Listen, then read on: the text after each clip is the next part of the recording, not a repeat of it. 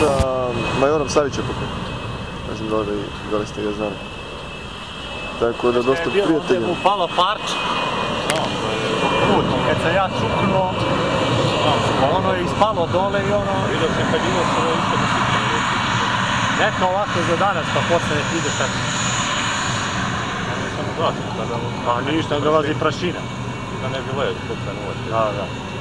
Ovo je gdje bacio, jedno ga sklode u ovome... Pticam predstavlja veliki problem, ne? Ptice, Da vidim dolazi čovjek na nevom. U Nišu?